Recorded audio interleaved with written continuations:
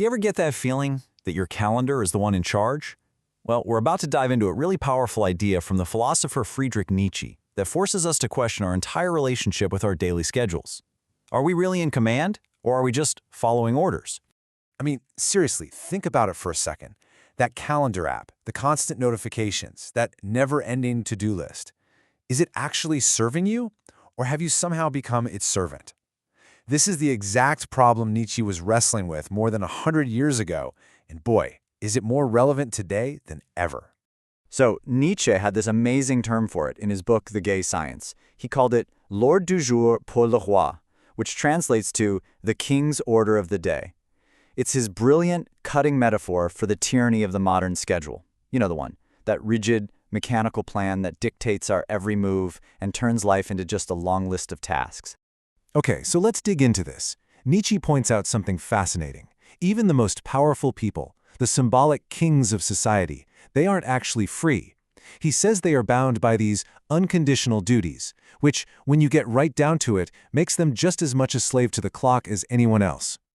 And this is where Nietzsche's diagnosis gets really sharp. He argues that this obsession we have with productivity, with packing our schedules, it's not really about being efficient. Nope.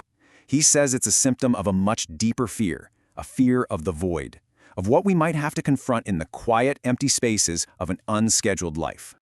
And this all builds into a huge critique of our modern values. Nietzsche saw our frantic hustle not as some kind of noble necessity, but as a new kind of virtue. A virtue that serves one very specific and kind of dark psychological purpose, to help us hide from ourselves. This really breaks it down perfectly. You've got the two faces of busyness. On the surface, the virtue. It looks great, right? Constant work, a packed schedule, it all screams productivity. But Nietzsche just peels that layer right back to show us the reality. A slavish routine designed to protect us from that terrifying fear of emptiness and having to find our own purpose. So yeah, that king's order, your schedule, it's basically a defense mechanism. It keeps us so incredibly busy that we never have a spare moment to ask the really dangerous question. What is the purpose of all this? The schedule literally saves us from feeling that disgust, as he calls it, of a life without a pre-written script. But all this constant motion, it comes at a huge cost. In our relentless quest for productivity, Nietzsche argues that we've completely forgotten something absolutely essential. We've lost the dignity, the actual value of leisure. Just look at this incredible shift in thinking. Leisure used to be seen as noble. It was a requirement for deep thought, for developing your soul. It was a sign of real power. And now? Now it's viewed with suspicion. If you aren't constantly busy, you're seen as lazy, maybe even wicked, or a threat to the whole system. And this is just such a powerful flip of our assumptions. You know that high-powered executive with the back-to-back meetings? The one we see as a symbol of dignity and success? Nietzsche would say that's all just a mask for their complete and total servitude to the schedule. So when you boil it all down, this fear of being still, this distrust of stillness, is really a fear of ourselves. We're afraid of the eruptions that might come from our own depths, all those uncomfortable thoughts and profound questions that might just bubble up to the surface if we ever dared to stop moving. But here's the good news.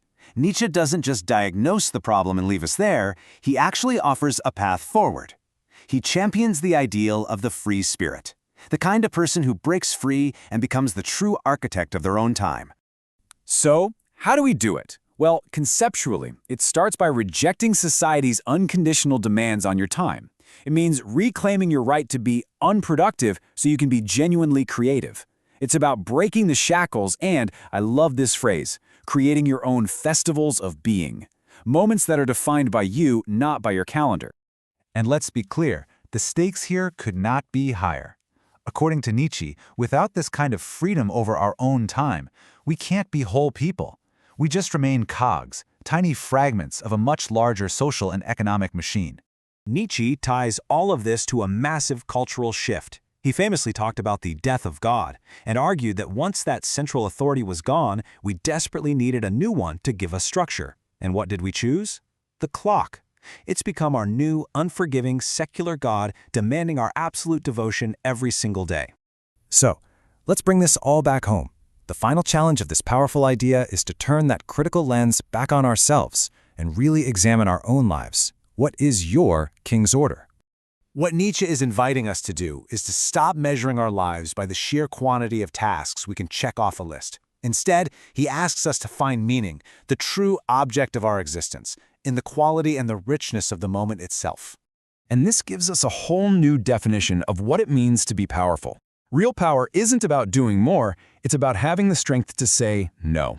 It's the power to reject the tyranny of the urgent in favor of what is truly important for your own spirit. So I'll leave you with this final challenging question. The next time you look at your calendar at your neatly planned out to-do list, just pause and ask yourself with total honesty, is this an order that I am simply following, or is this a day that I, as its true king, have actually created?